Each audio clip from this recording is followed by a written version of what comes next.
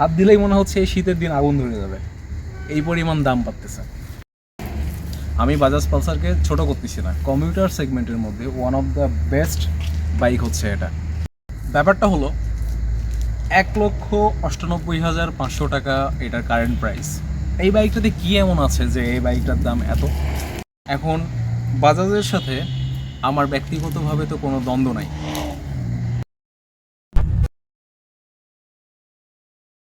আসসালামু আলাইকুম, hello, welcome back to the channel, welcome back to the page.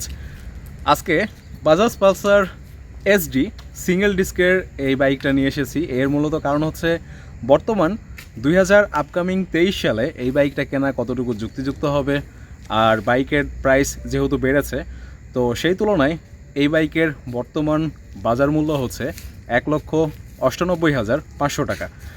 এখন এই প্রাইজে আপনারা সিঙ্গেল চ্যানেল ABS সহ বাইক পেয়ে যাচ্ছেন, তার সাথে এর অনেক কম্পিটিটর রয়েছে। তো সেই সাপেক্ষে এটা কেনা কতটুকু যুক্তিযুক্ত হবে, এটাই হচ্ছে আজকের ভিডিওর প্রসঙ্গ। তো ফার্স্ট অফ অল বাইকটা আপনাদেরকে একটু দেখাবো এবং এরপরে হালকা স্পেসিফিকেশন বলে এটার কম্প্যারিজন এবং রিসেন্ট যে সিচুয়েশন এইটা আপনাদের সামনে একটু তুলে ধরবো। তো ভাই ব্রাদার্স, এই হচ্ছে Bajaj Pulsar single disc. By the way, এই বাইকটার 10,000 কিলোমিটার রাইডিং এক্সপিরিয়েন্সের উপরে শর্ট একটি ইউজার রিভিউ অলরেডি আমি আপলোড করেছি। যদিও 10,000 কিলো একটা বাইকের জন্য তেমন কিছুই না, তারপরেও যেটুকু অভিজ্ঞতা ছিল এই বাইকটার অনারের, আর এই বাইকটা হচ্ছে আমার খুব কাছের ক্লোজ এক ফ্রেন্ডের, তো সে রিভিউটা করেছিল এবং তার যে ব্রিফ ছিল এই বাইকটা সম্পর্কে ওই ভিডিওতে গেলে আপনারা পেয়ে যাবেন। আই বাটনে লিঙ্ক আসতেছে এই মুহূর্তে, চাইলে এই ভিডিওর শেষে ওইটা দেখতে পারেন। আর ফার্স্ট অফ অল আমি এটার স্পেসিফিকেশন একটু বলি আপনাদেরকে। This is Bajaj Pulsar 150 single disc edition. আর এটা হচ্ছে আইকনিক সেই আগের ডিজাইনটা, যেটা ট্রেডিশনালি চলে আসতেছে বারবার। আমরা বাজাজের কাছ থেকে শুধুমাত্র নতুন বছরগুলোতে কালার স্কিম এবং গ্রাফিক্যালি কিছু আপডেট ছাড়া বহিগত বা যে ইঞ্জিন হোক বা স্পেয়ার পার্টসের যে চেঞ্জগুলো বা ডিজাইনগুলো, এগুলোর কিন্তু কোনো মেজর আপডেট আমরা পাই নাই। তো এই 2023 সালে এসে এটা আমরা কিনবো কি কিনবো না, আমার একটা সিরিজ ছিল আগে, আপনাদের নিশ্চয়ই মনে আছে, কিনবেন কি কিনবেন না সিরিজটা। এই ভিডিওটা কাইন্ড অফ ওরকমই হবে। তো চলুন স্পেসিফিকেশান দিয়ে স্টার্ট করা যাক। ফ্রন্টের দিকে সেই আইকনিক ডিজাইনের হেডলাইট, যেটা এখনও বরাবরের মতো হ্যালোজেন একটি হেডলাইট, আর তার সাথে মাডগার্ডের ডিজাইনটা কিছুটা আপডেট করেছিল। মেবি ওটা হচ্ছে UG4-এর দিকে মাডগার্ডের ডিজাইনটা একটু চেঞ্জ হয়েছিল, আর UG5-এ এসে এখানে কার্বন ফাইবারের স্টিকারিংটা অ্যাড করা হয়। এরপরে নতুন কালার স্কিম আসে। তো নতুন কালার স্কিমের মধ্যে ব্লু, হোয়াইট এবং ব্ল্যাক, এই তিনটা কম্বাইন যে কালার, এটার মধ্যে one of the best looking হচ্ছে এটা আমার পার্সোনাল অপিনিয়ন। এরপরে অ্যাজ ইউজুয়াল টেলিস্কোপিক সাসপেনশন, যেটা আসলে আমাদের দেশের জন্য খুবই ভালো, আর রোড কন্ডিশনের জন্য ভালো সাপোর্ট পাওয়া যায় এই টেলিস্কোপিক থেকে কমিউটার বাইকের ক্ষেত্রে। আর বাইকে অনেক ডাস্ট আছে, আসলে যেদিক দিয়ে আসছি আমরা ওই দিকে রাস্তার কাজ চলতেছে, তো এইটা একটু কনসিডার করে নিন। এরপরে অ্যালয় হুইলসের সাথে 90 সেকশনের টায়ার, ডেফিনেটলি হচ্ছে MRF-এর। আর বাজাজ যে টায়ারগুলো ব্যবহার করে নাইলো গ্রিপের বা ইউরো গ্রিপ, সেম কোম্পানি। MRF-এর হচ্ছে এগুলো সম্ভবত সাব ব্র্যান্ড টাইপের কিছু একটা, এই যে নাইলো গ্রিপ জ্যাপার। আর সাইজটা হচ্ছে 80/100, ইটস নট 90 সেকশন, আমি হয়তো বা 90 সেকশন বলছি। তো 80 সেকশনের টায়ার ব্যবহার করা হয়েছে, আর টিউবলেস টায়ার। সামনে ডিস্ক প্লেটটা হচ্ছে 240 or 245 mm, থিকনেসটা হচ্ছে 3.5 mm এর মতো, আর 240 বা 245 mm হবে থিকনেস। কোনো ABS নাই এটাতে। আর ক্যালিপারটা হচ্ছে নন ব্যান্ডেড ক্যালিপার, তবে হোস পাইপটা অনেকটাই শক্তপোক্ত। আর ব্রেকিং বাইটের কথা বললে, যারা পালসার ইউজ করছেন বা টেস্ট রাইড দিয়েছেন বা একবার হলেও চালাইছেন, আমার মনে হয় না ব্রেকিং নিয়ে কোনো কমপ্লেন থাকবে। এরপরে এখানে হচ্ছে পেছনের দিকে আমরা আসলে আইকনিক গ্যাস ট্যাঙ্ক মানে গ্যাস চার্জের যে ডুয়াল স্প্রিং শকগুলো এগুলো দেওয়া হয়।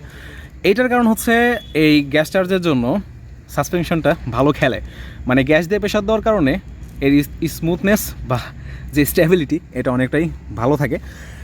আর এখানে সেই হচ্ছে অ্যালয় রিম, তার সাথে 100 সেকশনের টায়ার, এটা হচ্ছে 100/90। আর টায়ারের মাপটা তো জানেন আপনারা, এটা হচ্ছে 100, এটা হচ্ছে 90, আর এটাও টিউবলেস এমআরএফের টায়ার। বাই দ্য ওয়ে এটার টায়ার ভেরিয়েন্ট আছে যেটা কাইন্ড অফ অফরোডিং টায়ারের মতো লাগে, ওইটা আবার এই প্যাটার্নের সাথে অ্যাভেলেবল। টায়ার হ্যাগার, তার সাথে হচ্ছে এক্সজস্টটা আপনাদেরকে একটু দেখাই। এক্সজস্টের ডিজাইনটাও পরিবর্তন করা হয়েছিল, এর যে ভেরিয়েন্টটা আসছিল লাস্ট এইটাতে। এই হলো মোটামুটি ব্যাপার স্যাপার। আর পেছনের দিকে আইকনিক সেই টেল লাইটটা, আপনাদের হয়তো মনে আছে পালসার ফার্স্ট জেনারেশনে ছোট ছোট করে টেল লাইটগুলো দেওয়া হতো, এরপরে এলইডি আকারে সুন্দর একটা কমিউনিকেশন করা হয়েছে। আর দূর থেকে গেলে এই সিম্বলটা দেখলে ডেফিনেটলি বুঝতে অসুবিধা হয় না, দিস ইজ পালসার। আমাদের আগের জেনারেশনটা মানে আমাদের বাবা চাচা তাদের কিন্তু এটা একটা মানে ফার্স্ট চয়েস ছিল। এখনও যদি আপনি আপনার বাবাকে বলেন যে বাবা আমি শোরুমে একটা বাইক দেখে আসছি সেটা হচ্ছে পালসার, বলবে তুই নিয়ে নে, কোনো সমস্যা নাই। তো বাংলাদেশের বাইকিং মার্কেটে পালসারটা হচ্ছে একটা আইকনিক, লেজেন্ডারি প্লাস বিশ্বস্ততার একটা নাম। এরপরে আমরা যদি ইনস্ট্রুমেন্ট ক্লাস্টারের দিকে আসি, ইনস্ট্রুমেন্ট ক্লাস্টারে এখানে আমরা যে মিটারটা দেখতে পাই সেমি ডিজিটাল, সেম আগের যে সেমি ডিজিটাল ছিল ওইটাই, জাস্ট কিছু ছোটোখাটো চেঞ্জ করা হয়েছে। আর এই চেঞ্জগুলো আপনারা দেখছেন। এরপরে বাই দ্য ওয়ে বাইকটা এখন 13,002 কিলোমিটার চলছে, আমরা 10,000-এর রিভিউটা করছিলাম। তো 20,000-এর পরে মানে 20,000-এর পরে আরেকটা ইউজার রিভিউ ভালোভাবে দেওয়ার চেষ্টা করব। আর আইকনিক 3 পার্ট হ্যান্ডেলবার, কি পজিশন, সুইচ গিয়ারের কথা বললে ইঞ্জিন কিল সুইচ, যেটা অনেক কোম্পানি এখন দেয় না, বাট পালসার অনেক আগে থেকে এটা দিয়ে আসতেছে, তো এটার জন্য পালসারকে একটা থ্যাংক ইউ তো দিতেই পারি। এরপরে লেফট সাইডে আসলে হাই বিম, লো বিম, পাশের সুইচ, আচ্ছা হেডলাইট জ্বালানো আছে যেহেতু রাত্রেবেলা, আর খুব ভালো ভিজিবিলিটি, ভালোই আসলে, খারাপ না। এরপরে হর্ন, আর পালসারের হর্নটা হচ্ছে অনেক লাউড, এক্সট্রা করে হর্ন লাগানোর কোনো প্রশ্নই আসে না। আর এটা হচ্ছে ইন্ডিকেটর, হোপফুলি আপনারা দেখতে পাচ্ছেন। ওকে, তো এই হচ্ছে মোটামুটি specification. By the way engine এখন যেহেতু 2023 সাল আসতেছে, এটা হচ্ছে লাস্ট মান্থ, মানে অলমোস্ট আমরা ডিসেম্বরের শেষ দিকে মোটামুটি অবস্থান করতেছি। তো এই অবস্থায় একটা 14 PS-এর পাওয়ার এবং 13.4 নিউটন মিটার অফ টর্কের একটা ইঞ্জিন 1,98,500 টাকা দিয়ে আপনি কিনবেন কিনা। অলসো কার্বুরেটর, এই কার্বুরেটর নিয়ে আমার পার্সোনালি কোনো কমপ্লেন নেই, বাট প্রবলেমটা হচ্ছে বাংলাদেশের মার্কেটে আমরা যে পরিমাণ ফুয়েল ব্যবহার করি, যে কোয়ালিটির ফুয়েল ব্যবহার করি, অনেকের ভাষ্য মতে যে কার্বুরেটর আমাদের জন্য ঠিক আছে, বাট কতদিন ভাই?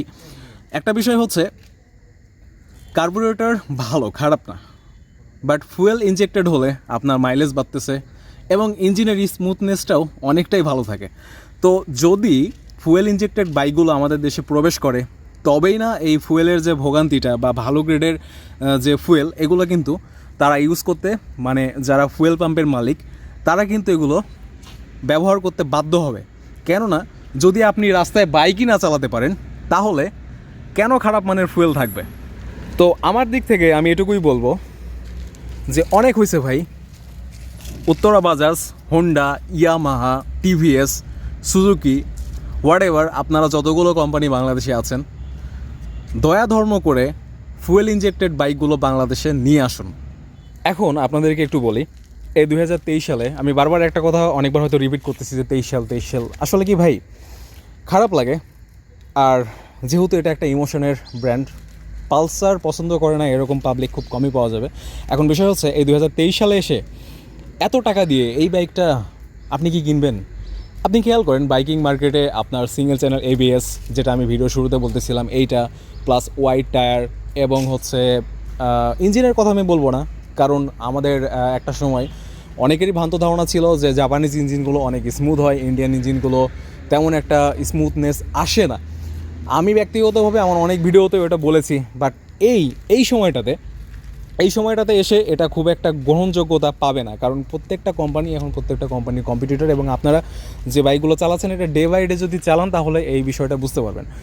বাই দ্য ওয়ে, আমি আরেকটা বিষয় আপনাদেরকে বলে দিই, এই বিষয়টা নিয়ে একটু পরেই কথা হচ্ছে। আমরা যারা বিগিনার রাইডার, নতুন রাইডার আছি, তারা অনেকেই বাইক কিনি এবং অনেকেই ব্রেকিং পিরিয়ড মেনটেন করি না, তার সাথে সাথে কিছু ছোটোখাটো ভুল করে থাকি যেগুলো আমাদের বাইকের ইঞ্জিনের জন্য বড় মাপের ক্ষতি সাধন করতে পারে। একটা সময় যায় আপনার ইঞ্জিন থেকে একটা ব্যাড ইফেক্ট আপনি ফেস করবেন। যেমনটা গিয়ার শিফটিংয়ের সময়, এটা আমি নিজেও করতাম। সেটা কি, গিয়ার শিফটিংয়ের সময় হাফ ক্লাস ধরে গিয়ার শিফটিং করতাম, যেটা আপনার ক্লাস প্লেটটা ধীরে ধীরে নষ্ট করে দেবে, চেন স্পকেটটা দ্রুত ক্ষয় হতে সাহায্য করবে। So avoid this. আর একটা বিষয়, যতদূর পারবেন বাইকটাকে নিজের মতো করে চালাবেন, কারণ এটা আপনার প্রপার্টি। সো আপনি যত টেক কেয়ার নেবেন, বাইক আপনাকে ততটা ভালো সার্ভিস দেবে ভাই। আর দিন শেষে আমরা বলি এই কোম্পানি বাজে, ওই কোম্পানি বাজে, আসলে কোম্পানি তো আর বাজেভাবে বাইক তৈরি করে না, আমরা যখন রাইড করি এরপরে বাইকের কন্ডিশনটা সেরকম দাঁড়ায়।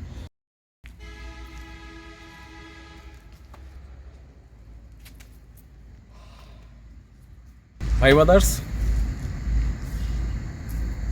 বাইক আমাদের কাছে একটা ইমোশন, কিন্তু বর্তমান সময়ে কোম্পানিগুলো এই ইমোশন নিয়ে খেলতেছে। অনেকেই হয়তো আওয়াজ উঠাবেন, কোম্পানির এমপ্লয় হতে পারেন বা অনেকেই হতে পারেন। ভাই, আপনি জব করতেছেন, আপনার জায়গা থেকে আপনি রাইট আছেন। আমরা অ্যাজ এ রিভিউয়ার হিসেবে আমি মনে করি হয়তো বা আমি আমার জায়গা থেকে ঠিক আছি। তো আমরা রিভিউ পারপোজ, প্রেডিকশন, রুমোর্স এগুলো নিয়ে অনেক কথা বলে থাকি। এখন এগুলো যদি আপনারা নেগেটিভলি নেন তাহলে তো বিষয়টা অন্যরকম গিয়ে দাঁড়াবে। এখন বাজাজের সাথে আমার ব্যক্তিগতভাবে তো কোনো দ্বন্দ্ব নাই। ব্যাপারটা হলো 1,98,500 টাকা এটার কারেন্ট প্রাইস। এই বাইকটাতে কী এমন আছে যে এই বাইকটার দাম এত? আমি বাজাজ পালসারকে ছোট করতেছি না, কমিউটার সেগমেন্টের মধ্যে one of the best bike হচ্ছে এটা। ফ্যামিলির জন্য one of the best bike হচ্ছে এটা। স্টুডেন্ট লাইফের জন্য one of the best bike হচ্ছে এটা। কিন্তু যে প্রাইস দিয়ে আমরা কিনতেছি, সমস্যাটা হচ্ছে সেই জায়গায়। পয়েন্টটা বোঝার চেষ্টা করুন। বর্তমান সময়ে যে হারে বাইকে দাম বাড়তেছে, বাইকে হ্যান্ডেল কেন, বাইকে হাত দিতেই আমি বসে আছি, হাত দিলেই মনে হচ্ছে এই শীতের দিন আগুন ধরে যাবে, এই পরিমাণ দাম বাড়তেছে। এটা হয়তো একদিনের সমাধান হবে না। আর নতুন বাইকগুলো আমরা হাজার চিল্লাপাল্লা করলেও হয়তো বা খুব তাড়াতাড়ি পাবো না। এটার জন্য আমাদের অনেক অপেক্ষা করতে হবে, কারণ এটা টোটাল বিজনেস প্ল্যান। আপনারা উত্তরা বাজাজকে দোষ দিয়েও কিছু করতে পারবেন না। এরা ইম্পোর্টার, আমরা হয়তো মনে করি যে এরা চাইলেই হয়তো ইম্পোর্ট করতে পারে, কিন্তু ব্যাপারটা এরকম না। কোম্পানি হচ্ছে বাজাজ, বাজাজ কোম্পানি উত্তরা বাজাজকে যেটাই দিবে সেটাই কিন্তু এদের সেল করতে হবে। একটা বিষয় আপনাদেরকে বলি, বাজাজ ডিসকভার ইন্ডিয়াতে ডিসকন্টিনিউ, বাজাজ ডিসকভার বাংলাদেশে অ্যাভেলেবল। আমার মতে ব্যক্তিগতভাবে আমি কেনার পক্ষপাতী না। এখন অনেকেই হয়তো বলবেন, ভাইয়া তাহলে বাইক আপনি কবে কিনবেন? বাইকের দাম বাড়তেছে, আমরা কি অপেক্ষা করব, দাম কি কমবে? এই গ্যারান্টি ভাই আমি দিতে পারবো না। কিন্তু আমি এটা বলতে চাচ্ছি, হয়তোবা আপনাকে চুজ করে, আপনাকে আপনার অভিজ্ঞতা থেকে আপনার পছন্দের বাইকটা কিনতে হবে বা কেনা উচিত। কারণ আমি একটা কথা বলি, বাইক কেনার আগে টেস্ট রাইড দিবেন। টেস্ট রাইডটা হচ্ছে সব থেকে গুরুত্বপূর্ণ একটা বিষয়। কিন্তু দুঃখের বিষয় হচ্ছে আমাদের দেশে প্রত্যেকটা কোম্পানির টেস্ট রাইডের জন্য ইন্ডিভিজুয়ালি কোনো অপরচুনিটি বা সুযোগ আমাদের জন্য নেই। কারণ প্রত্যেকটা শোরুমে আপনারা টেস্ট রাইডের এই সুযোগটা গ্রহণ করতে পারবেন না। এই ক্ষেত্রে পরিচিত ভাই ব্রাদার্স বা সিনিয়র ভাই ব্রাদার্স এদের কাছ থেকে বাইক সংগ্রহ করে আপনি টেস্ট রাইড দিতে পারেন। আর আমি মনে করি বা বিশ্বাস করি, টেস্ট রাইড দিলে একটা বাইক সম্পর্কে আপনার অনেক এক্সপিরিয়েন্স বা অভিজ্ঞতা, বাইকের ইঞ্জিন স্পেসিফিকেশান, পাওয়ার, কন্ট্রোলিং, হ্যান্ডেলিং, আপনার হাইটের সাথে বাইকের যে মেজারমেন্ট, এগুলো কিন্তু খুব ভালোভাবে আপনার মোটামুটি বোঝা হয়ে যাবে। তো কথা লম্বা করতে চাচ্ছি না, আজকের মতো বিদায় নিতে হচ্ছে। ভিডিও অনেক লম্বা হয়ে গেছে, যদিও আউট অফ টপিক অনেক কথা বলে ফেলেছি। আর অনেক দিন ধরে চ্যানেলে ভিডিও আসতেছে না, আমিও খুব ট্রাই করতেছি রেগুলার হওয়ার জন্য, বাট অনেক কাজের জন্য এগুলো করতে পারতেছি না। আসলে এটা একটা এক্সকিউজ সারা জীবনই থাকবে। কাজকর্ম আমাদেরকে করে যেতে হবে যদি আমরা সামনে আগাতে চাই। তো বন্ধুরা, দেখা হবে নেক্সট কোনো ব্লগে, নেক্সট কোনো রিভিউ ভিডিওতে, অথবা প্রাইস লিস্ট বা যে কোনো ঘরে বসে তৈরি করা কোনো ভিডিওতে। ভালো থাকবেন, সুস্থ থাকবেন, আল্লাহ হাফেজ।